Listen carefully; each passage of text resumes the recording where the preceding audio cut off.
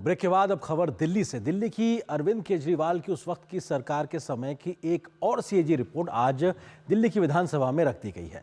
स्वास्थ्य पर आधारित सीएजी रिपोर्ट में कई ऐसे खुलासे हैं जो अरविंद केजरीवाल सरकार पर गंभीर सवाल खड़े करते हैं। केजरीवाल सरकार ने पैसों का सदुपयोग नहीं किया, जरूरी नियुक्तियां नहीं की, तो ढांचागत विकास में जो वायदे किए थे वो भी पूरे नहीं किए। इस रिपोर्ट के सामने आने के बाद से बीजेपी ने केजरीवाल को एक बार फिर से जमकर घेरा है। स्वास्थ्य पर सीएजी रिपोर्ट, आपको फिर चोट। दूसरी कैग रिपोर्ट आई। दिल्ली में सियासी पारा हाई। दिल्ली में नई सरकार के गठन के बाद आबकारी पर सीएजी की रिपोर्ट पेश की गई। विधानसभा के पहले सत्र में शुक्रवार को दूसरी सीएजी रिपोर्ट विधानसभा में पेश की गई। ये रिपोर्ट थी सार्वजनिक पब्लिक हेल्थ इंफ्रास्ट्रक्चर और स्वास्थ्य सेवाओं के प्रबंधन पर, जिसे मुख्यमंत्री रेखा गुप्ता ने सदन में रखा। इतनी भारी भारी रिपोर्टें, एक एक रिपोर्ट जिसका वजन पता नहीं, हो सकता है ये 3-4 किलो तो लग ही रहा है मुझे। तो इतने पेपर पढ़ना, उनको समझना, तो एक एक करके निकाल रहे हैं तो उनकी सांसें ऊपर नीचे हो रही है और उनकी इतनी हिम्मत नहीं है कि वो सदन में आके सामने बैठ सकें, उसे सुन सकें। ये भी बताना चाहूंगी कि जो भी लोग इस लूटपाट में, भ्रष्टाचार में लिप्त थे, एक भी व्यक्ति को छोड़ेंगे नहीं, एक एक पाई का जवाब देना पड़ेगा।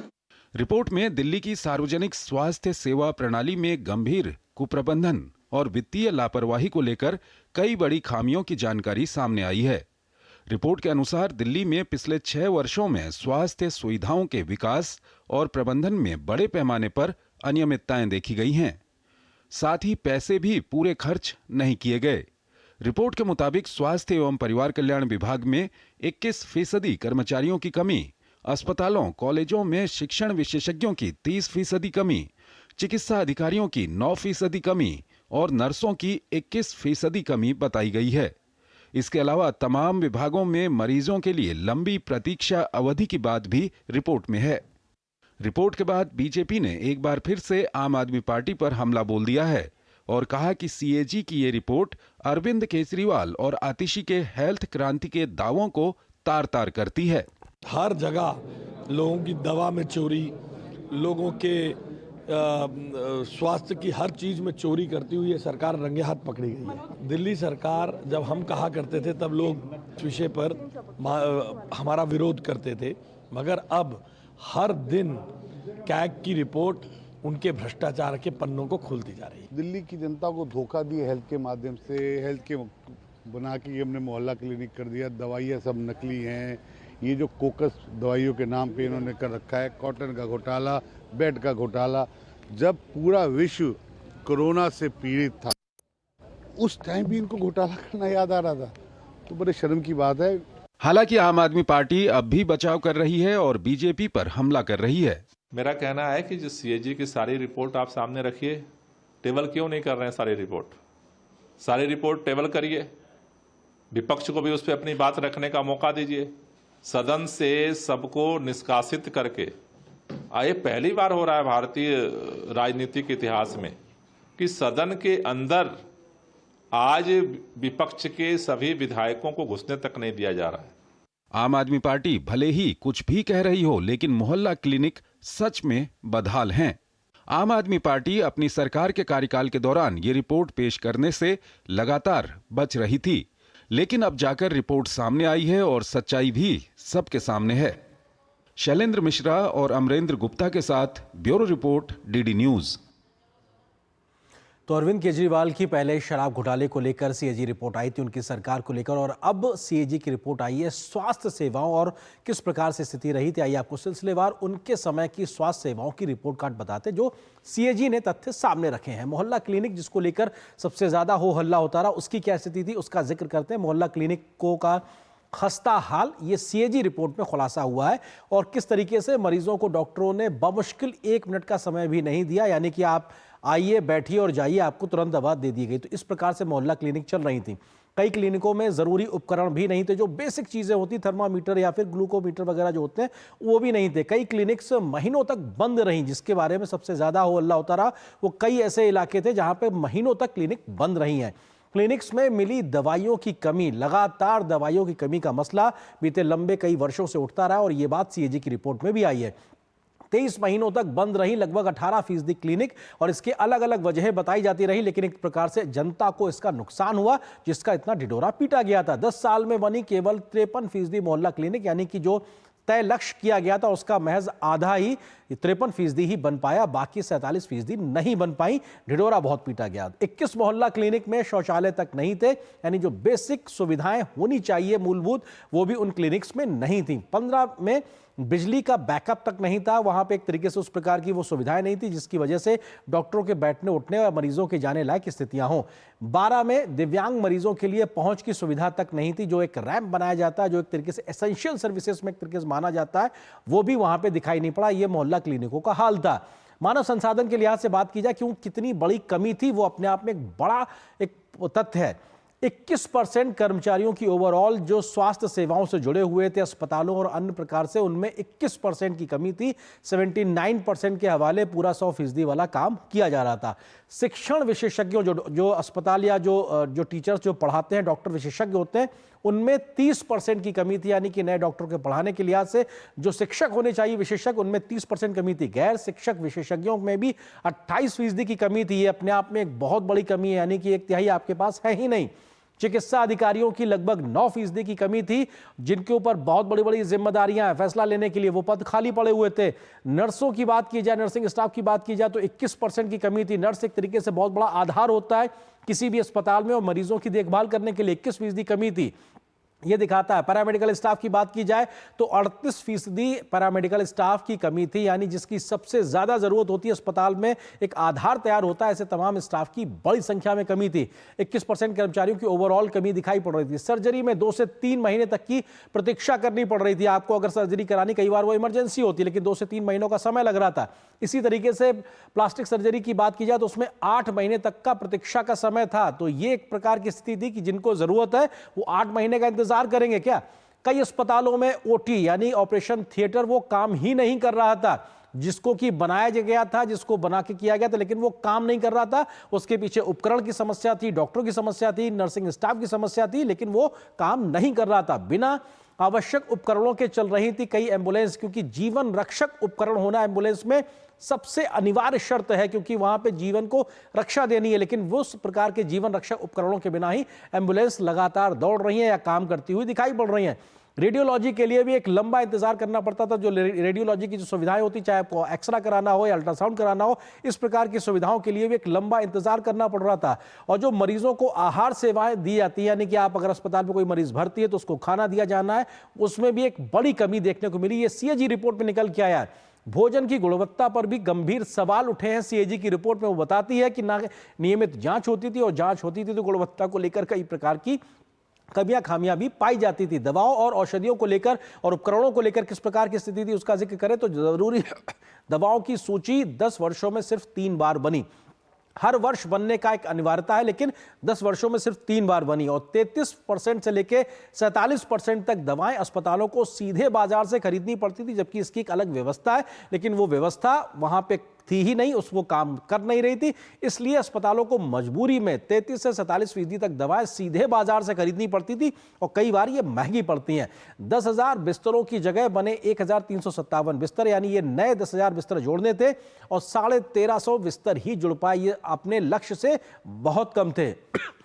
इसी तरीके से अस्पतालों के निर्माण में कई बड़ी बड़ी परियोजना प्रोजेक्ट्स में 6-6 साल तक की देरी देखने को मिली। परियोजनाएं 6-6 साल तक देरी से चल रही थी, यानी सोचिए 5 साल एक बार एक सरकार को जीतने का समय मिलता है, लेकिन 6 साल तक देरी ही दिखाई पड़ रही है। कई अस्पताल सेवाएं देने में विफल रहे हैं। बड़े बड़े अस्पताल जिनको सुपर स्पेशलिटी अस्पताल में सुविधाएं देनी थी, ऐसे तमाम बड़े अस्पताल ऐसी सुविधाएं देने में विफल रहे हैं। ये सीएजी की रिपोर्ट कहती है। डायलिसिस मशीनें नहीं हुई इस्तेमाल, खासतौर से पीपीपी मॉडल के माध्यम से जो लगाई गई थी मशीनें, वो अप्रयुक्त रही, क्योंकि उनको वहां पे इस्तेमाल ही नहीं किया जा रहा था। तो ये दिखाता है कि आप एक खड़ा कर देते हैं, लेकिन उसका इस्तेमाल या उसका लाभ आम लोगों को नहीं मिल पा रहा। वित्तीय प्रबंधन की बात की जाए तो राज्य की जो जीडीपी है उसका महज 1% से भी कम 0.79% स्वास्थ्य सेवाओं पर खर्च हुआ, जबकि लक्ष्य रखा गया था 2.5% का। 2.5% के लक्ष्य के मुकाबले जीडीपी का 0.79% खर्च हुआ। यह दिखाता है कि आपने तय मानकों से कितना कम खर्च किया स्वास्थ्य सेवाओं पर। महज 48% गर्भवती महिलाओं को जो तरीके से प्रसव पूर्व सुविधाएं मिलती हैं वो उनको मिल पाई, जिनमें कम से कम 4 जरूरी उनकी जो एक तरीके से इन्वेस्टिगेशंस होते हैं वो भी 48% मरीजों को मिल पाए गर्भवती महिलाओं को, यानी कि 52% को वो एक तरीके से नहीं मिले। 30% महिलाओं को मिला जननी शिशु सुरक्षा कार्यक्रम का लाभ, यानी कि 70% को वो नहीं मिल पाया। ये काम भी स्वास्थ्य का नहीं हो रहा था जमीन पे। 10 चिकित्सा अधिकारियों को मिला प्रशिक्षण, जबकि 100% जिनको मिलना था उसके मुकाबले सिर्फ 10% चिकित्सा अधिकारियों को प्रशिक्षण मिला। उनका जो ट्रेनिंग होनी थी उसमें भी बहुत हीला हवाली देखी गई है। ये सीएजी की रिपोर्ट कहती है 44 की जगह बने सिर्फ एक तंबाकू निवारण केंद्र। तंबाकू को लेकर एक बड़ा अभियान चलाया जाता है, लेकिन 44 केंद्र बनने थे, उसके मुकाबले सिर्फ एक तंबाकू निवारण केंद्र बना है। ये गंभीरता दिखाता है उस पूर्ववर्ती अरविंद केजरीवाल की सरकार का स्वास्थ्य के क्षेत्र में, जो सीएजी रिपोर्ट से निकल के आया। कोविड प्रबंधन के समय गंभीर खामियां देखने को मिली। ये अपने आप में सबसे बड़ा मसला, क्योंकि कोविड के समय लगातार शीश महल का मामला भी आया था और उस समय स्वास्थ्य को लेकर कैसी गंभीर खामियां थी उसका जिक्र करते हैं। कोविड के समय बजट जो दिया गया था उसका सही से इस्तेमाल ही नहीं हुआ, यानी कि इतनी बड़ी गंभीर समस्या के समय पैसे की कमी पड़े तो समझ में आता है, लेकिन पैसा है आप खर्च ही नहीं कर रहे हैं। ये तो और बड़ा सवाल खड़ा करता है आपके नेतृत्व पे, आपकी सोच और विजन के ऊपर। दवाएं, पीपीई किट और मास्क जैसी जो बेसिक चीजें थी उनकी उपलब्धता नहीं थी, उस पर गंभीर सवाल थे। 14 अस्पतालों में आईसीयू नहीं था। कोविड के समय आईसीयू की कितनी बड़ी जरूरत थी उस वक्त। ये गंभीर खामियां सीएजी की रिपोर्ट में निकल के आई है। 14 अस्पतालों में आईसीयू की स्थिति नहीं थी, वहां सुविधा नहीं थी। 16 अस्पतालों में ब्लड बैंक नहीं था। आप समझिए कितनी गंभीर स्थिति थी कोविड के समय में, महामारी के समय में। उस वक्त ऐसे हालात थे दिल्ली के अस्पतालों के, देश की राजधानी के अस्पतालों के। 8 अस्पतालों में ऑक्सीजन सप्लाई ही नहीं थी। उस वक्त कितनी बड़ी संख्या में लोगों को ऑक्सीजन सप्लाई देनी पड़ती थी, उनका एक सपोर्ट सिस्टम होता था, लेकिन 8 अस्पतालों में वो सप्लाई ही नहीं थी। 15 अस्पतालों में शवगृह की सुविधा नहीं थी।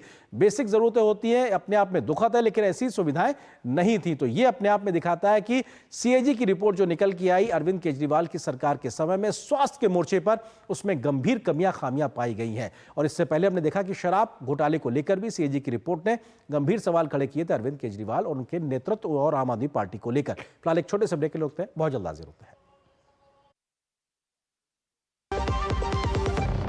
आज दही बड़ा खाने का मन है। वाह क्या स्वाद! असली स्वाद तो MDH दही बड़ा रायता मसाले से ही आता है।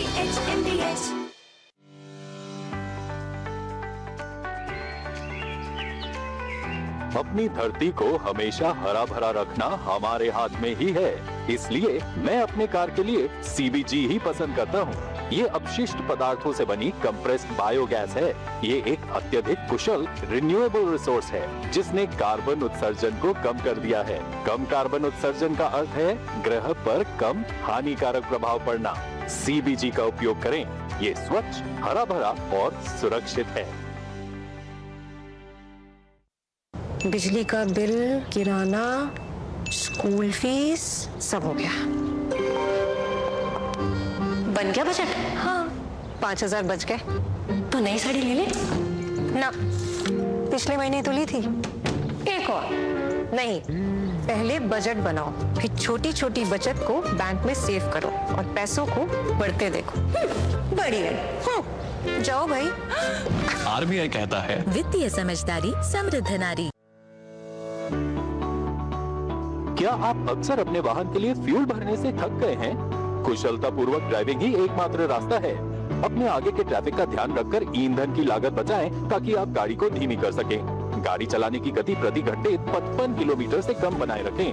सही गियर और क्लच का इस्तेमाल करें। एयर कंडीशनर का कम इस्तेमाल करें। लाल बत्ती पर अपने वाहन को बंद कर दें। होशियारी से ड्राइव करें और अपनी बचत को बढ़ाएं।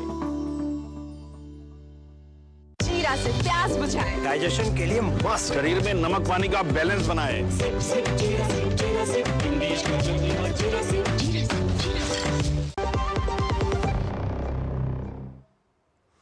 और दिल्ली विधानसभा में उपराज्यपाल के अभिभाषण पर चर्चा हुई, जिस पर सरकार की ओर से सीएम और कई मंत्रियों ने अपनी बात विधानसभा में रखी। रेखा गुप्ता की सरकार ने दिल्ली के विकास की नई राह पर ले जाने का वायदा किया तो पिछली सरकार की कमियों को जनता के सामने लाने की बात भी कही। पूर्व सीएम आतिशी ने आपके विधायकों के निलंबन को जनादेश का अपमान करार दिया है तो भाजपा ने आम आदमी पार्टी के विरोध को राजनीति से प्रेरित होने की बात की और कहा कि इस प्रकार की राजनीति से बचने की उनको जरूरत है। दिल्ली विधानसभा में सत्र के चौथे दिन उपराज्यपाल के अभिभाषण पर धन्यवाद प्रस्ताव पर चर्चा शुरू हुई। चर्चा का जवाब देते हुए दिल्ली की मुख्यमंत्री रेखा गुप्ता ने कहा कि पूर्ववर्ती आम आदमी पार्टी की सरकार ने दिल्ली की जनता को वर्षों पीछे धकेल दिया है। उन्होंने आप पर निशाना साधते हुए कहा कि आपको दिल्ली की जनता के दर्द का प्रचार करना आता था, उपचार करना नहीं, लेकिन हमें एहसास है और हम उपचार करेंगे। उन्होंने पूर्व मुख्यमंत्री केजरीवाल के शीश महल पर भी तंज कसा। वो केजरीवाल साहब जो अपने घर का टॉयलेट बनाने के लिए करोड़ों रुपए खर्च देते हैं, दिल्ली के झुग्गीवासी किन शौचालयों का उपयोग कर रहे हैं। आज दिल्ली देश की राजधानी है, फिर भी दिल्ली में सबसे ज्यादा ओपन डेफिकेशन है। ये शर्मनाक हरकत, ये शर्मनाक काम का जिम्मेदार वो सरकार है जिसका राज पिछले इतने साल रहा। आप जिस भी परिस्थिति में दिल्ली को छोड़ के गए हैं, दिल्ली के लिए जो काम हमें करने हैं, दिल्ली को नरेंद्र मोदी जी का जो स्वप्न है, जो विजन है दिल्ली के लिए, विकसित दिल्ली का, उसको पूरा करने के लिए हमें जो भी करना पड़ेगा इस दिल्ली के लिए हम करेंगे। इससे पहले चर्चा में हिस्सा लेते हुए दिल्ली सरकार में मंत्री प्रवेश वर्मा ने कहा कि दिल्ली को हम संपूर्ण राज्य बनाएंगे। प्रवेश वर्मा ने कहा कि सरकार का जोर लोगों को रोजगार मुहैया कराने पर होगा। उन्होंने स्पष्ट करते हुए कहा कि अगर किसी बांग्लादेशी रोहिंग्या का राशन कार्ड होगा तो कार्रवाई होगी, नए राशन कार्ड बनेंगे और पुरानों की जांच की जाएगी। दिल्ली में यहाँ पर पार्लियामेंट भी है, यहाँ पर राष्ट्रपति महोदय जी का निवास भी है, यहाँ पे उपराष्ट्रपति महोदय जी का भी निवास है। ना जाने कितनी कॉन्स्टिट्यूशनल बॉडीज यहाँ पे दिल्ली में रहती हैं। इसलिए दिल्ली को हमको दुनिया की सर्वश्रेष्ठ राजधानियों में उसमें शामिल करना, इसलिए दिल्ली की समस्या केवल दिल्ली की समस्या नहीं है, दिल्ली की समस्या देश की समस्या है। दिल्ली विधानसभा के बाहर आम आदमी पार्टी के विधायकों ने प्रदर्शन किया। विपक्ष की नेता आतिशी ने शुक्रवार को विधानसभा अध्यक्ष विजेंद्र गुप्ता को लिखे पत्र में आम आदमी पार्टी के 21 विधायकों के निलंबन को जनादेश का अपमान और लोकतंत्र पर प्रहार बताया। निलंबन की निंदा करते हुए आतिशी ने आरोप लगाया कि विपक्ष की आवाज को जानबूझकर दबाया जा रहा है। सैकड़ों सीआरपीएफ के दल को इकट्ठा किया हुआ है। क्यों किया हुआ है? ये क्या कोशिश हो रही है? आम आदमी पार्टी के विधायकों को डराने की कोशिश हो रही है। इसलिए हम राष्ट्रपति से मिलने जा रहे हैं, क्योंकि आखिरकार इस देश को, संविधान को बचाने की और लोकतंत्र को बचाने की जिम्मेदारी राष्ट्रपति की है। गौरतलब है कि दिल्ली विधानसभा चुनाव 2025 में भाजपा को 27 साल बाद पूर्ण बहुमत मिला है। भाजपा ने 48 सीटों पर जीत दर्ज की है, जबकि आम आदमी पार्टी को 22 सीटों पर जीत मिली है।